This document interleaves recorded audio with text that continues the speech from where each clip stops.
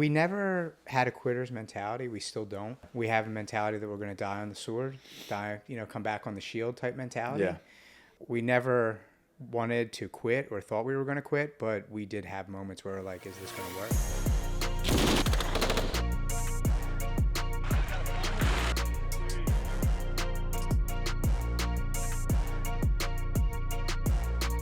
Nick Koumalatsos back here at the Core Medical Group Military Appreciation Weekend, and again, we're talking to guys who are building something or doing something bigger than themselves.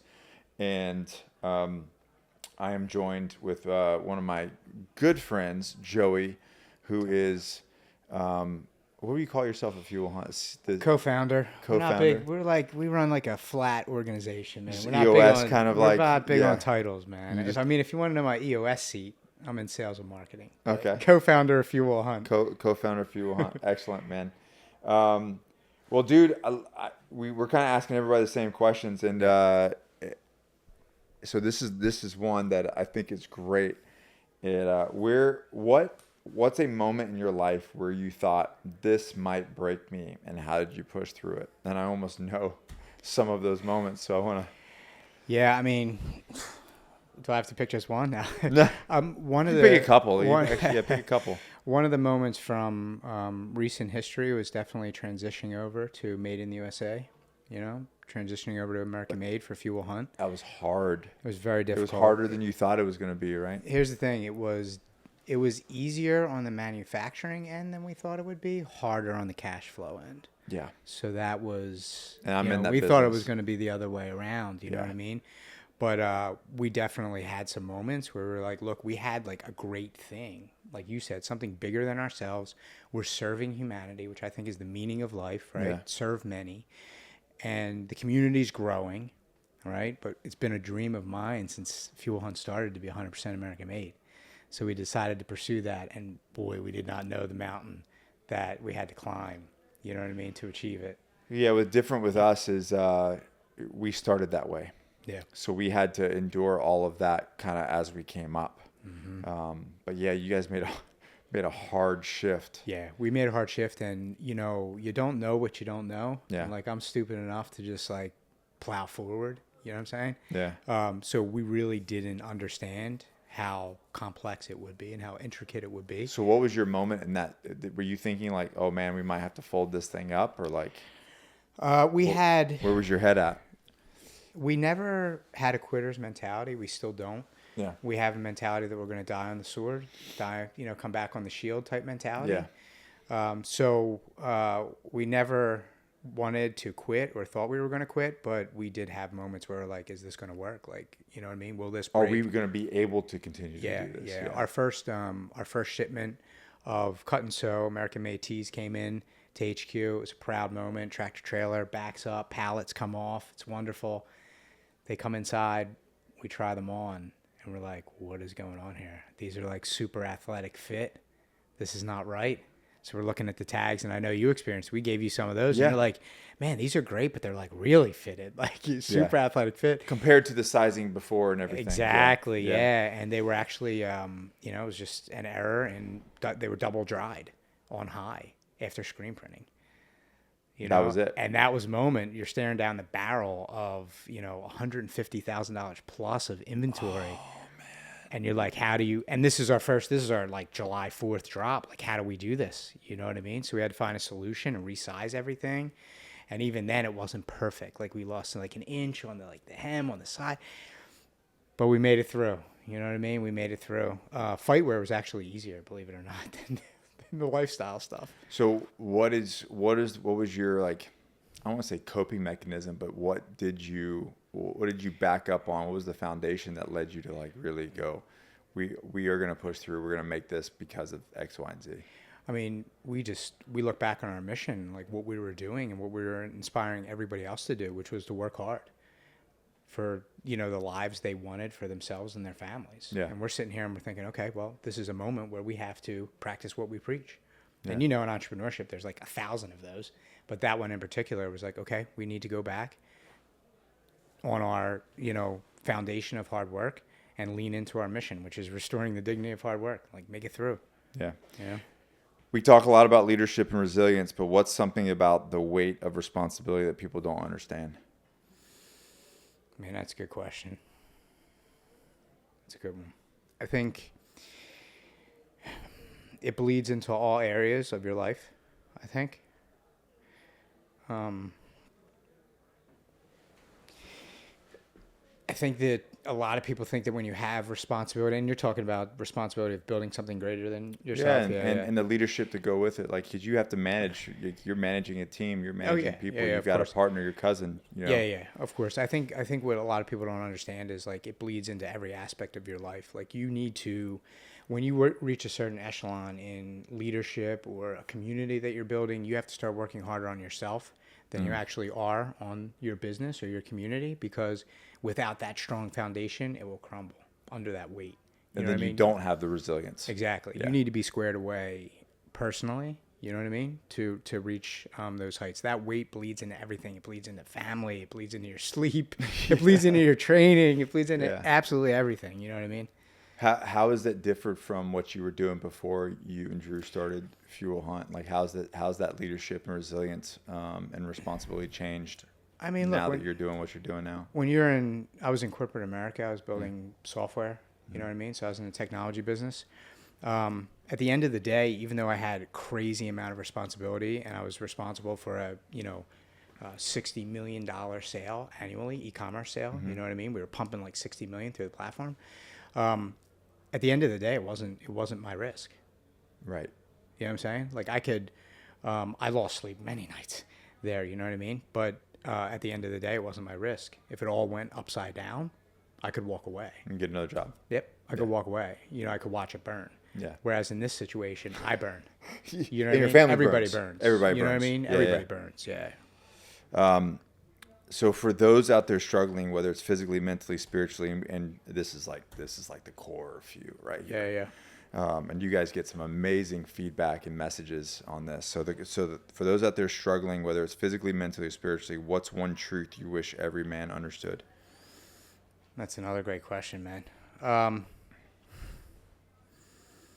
You're a walking magnet, is what I would say. You're a walking magnet.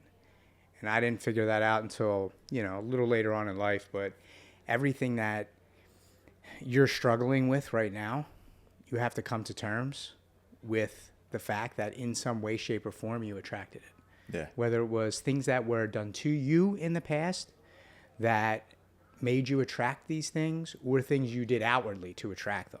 You are a walking magnet. The good news is that you can choose to attract other, more positive things that aren't struggle, that are growth through hard work. Yeah. But you are a walking magnet. I wish I had understood that sooner, in my life.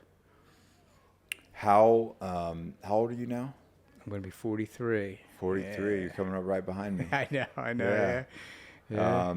And you're actually not on TRT currently. I am not. You're not. No. And this is you're kind of like starting to knock on the door. I'm starting to knock on the door a little bit. Yeah. Why?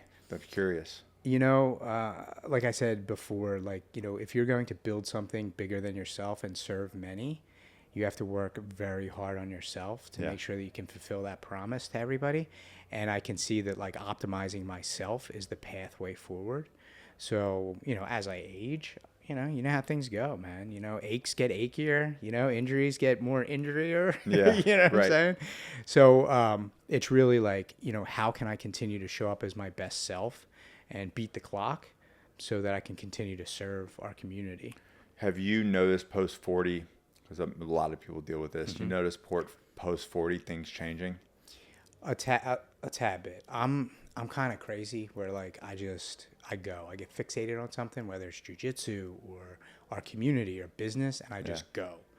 But I have noticed that my recovery is much less than it was. And, if I push myself hard, whether it's either on the mats or mentally, you know what I mean? The recovery isn't exactly what it was. I still feel strong. I still feel great. I think that's one of the reasons why I've waited so long to explore it. But now's my time. Have you noticed you deal with sometimes you deal with focus issues? That's never been an issue for me, to be honest. Focus is doing less so that I can do more is like one of my key. Because one of the things that you can typically start seeing as hormones decline as we age is brain fog, Yep. focus, drive, Yep. sexual libido, recovery is typically recoveries. number one. Yeah. So just curious of where did you ever feel like you woke up and was like, something's just kind of off? Sometimes, yeah, I think Yeah. so. Sometimes, and I write it up to okay, I'm getting older. I'm 42. I'm getting Yeah. older, but the work still needs to be done, type of thing, and I just plow through. But I know that, with the right type of support, that I can probably minimize those days. Yeah. You know what I mean? How are you approaching, turning 43 soon? Mm-hmm. How are you approaching your training and recovery and performance with everything that you have going on? What's your approach now to where it was? And reality was, I saw your before photos way back in the day. Yeah. And It wasn't that long ago. That was like a year and a half into Fuel Hunt. So I actually had Fuel Hunt, and I was actually flying that flag and building that community while I looked like that. How did that sit with you? At the time, I was leaning into the fact that I was a hard worker in one area. Like, I can build things and I can build people, and I'm just leaning into that. And then it started to catch up with me that I actually needed to build myself to be the most effective builder of community and others.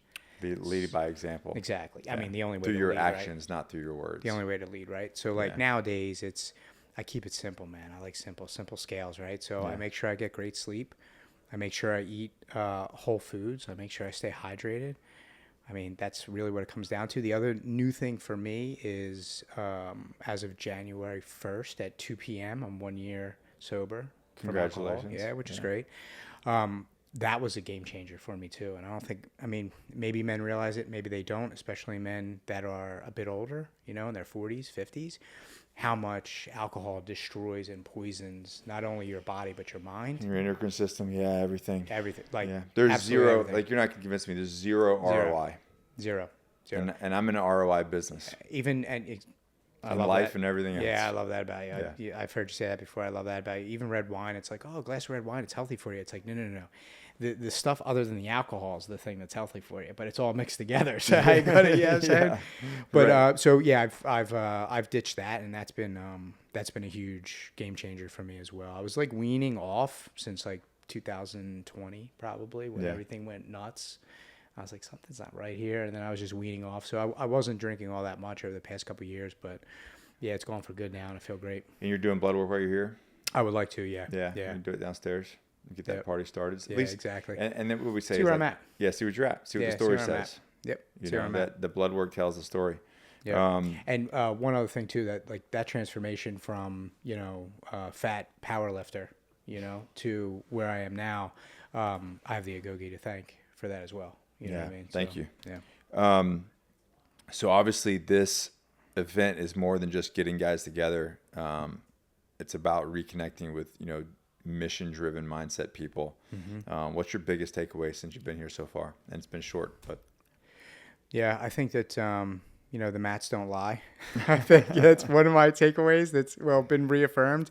And the other thing too is that there are still strong men out there that are willing to lead the charge. Okay. And I think when fortunately now with Fuel Hunt and where we're at, like I have those people like you in my circle. But before Fuel Hunt, that's why we started building it, because we felt alone, like they weren't out there. But they are. They are. Yeah. They are, and they are, I will say, becoming a majority and much less silent. So seeing everybody come together, they're builders of themselves and things bigger than themselves simultaneously, is really empowering and inspirational for me. Well, yeah. So kind of on that same vein, when you look around at men here today in this event, what's giving you hope? I think that they understand that they are here to provide not only for themselves but for others first, to serve others, and also protect. You know what I mean? And not just their families, but also the American dream. Yeah, and that's the reason why like Sid likes to have like the TCCC class that goes here, the situational awareness, jiu-jitsu, shooting on the range. Mm-hmm. Of course, there's other fun stuff too, and all that stuff's fun, but it's about those skills, right? It's intentional. Yeah. And that's Super intentional. that's another big takeaway, that not only are there men like this still walking the earth, but there are very, very intentional men and women that are starting to connect. For those who aren't here, what's one piece of advice that you want to give them to start building their own tribe of high caliber men? Build yourself, work harder on yourself, you know what I mean, than you do on building the community, and they'll come. You know what I mean? Be the lighthouse. I mean, that's literally what you did with Fuel Hunt. Yeah. So on that, can you real quick talk about, kind of the elevator pitch of Fuel Hunt, how it started, and what the mission is? Yeah, sure. So, now everybody knows us as a clothing company, and even, maybe even a fightwear brand, like a jiu-jitsu brand, but it didn't start that way. Like from 2017 to 2019, we were a community. Drew and I felt alone. We felt like there weren't intentional men and women left. There weren't men and women that believed in the power of hard work, specifically how hard work could change your circumstances. Yeah. Like from who you were to who you wanted to be, your dream. Which is weird, because the area that you're in, that's what that place was built on. And it's like, exactly, it's changed so much. It has completely done a 180. Yeah. And I love my city. Yeah. I love my city. The joke is, I'll be taken out of a stretcher at my house. I live in the center of the city, but yeah, it's done a complete 180. Yeah. And we felt we felt alone. Like, it probably sounds, a little vulnerable, but we just felt alone. We were seeing, entitlement. We were seeing the victim mentality just like poison, not only our like offices, but also like our communities, our schools. Yeah. And we're like, something needs to be done here. And we really didn't know what to do other than connect people that thought like us. So for 2 years, that's what we did. We were a community. We had like 20 shirts, and we gave them out to our friends and family. And then putting out that content, that message, flying that flag, the rules of the few, taking a stand for what we were for and what we were against, started to not only attract people in the community, but then they said, I want to represent this identity. And then that's where the apparel came. Yeah, you launched your first shirt, right? Mm-hmm. And you were like, oh, wait a minute. Yeah. Uh-huh. I think we have something here. The community actually asked for the apparel. They were going through our Instagram posts, and they would comment and say, I'd wear that on a shirt. I'd wear that on a shirt. And this just goes to show you, it's like, I have a tech background. Like, I can build a website in like 3 seconds flat. Drew is from the promotional marketing space. Mm-hmm. So he was doing shirts and merchandise and apparel. So it's like all of the components were there, but we really started with like our purpose and our people first, and I'm glad we did. That's awesome, man. Yeah. Well, dude, I really appreciate you sharing all this today. And before we wrap, where can people follow you on the work that you're doing? Yep. So you can join the Fuel Hunt community at Fuel Hunt on Instagram, and I'm at Joey Digital on Instagram as well. There you go. Yep. And as he says, everybody wants to eat, but few will hunt. Peace, guys.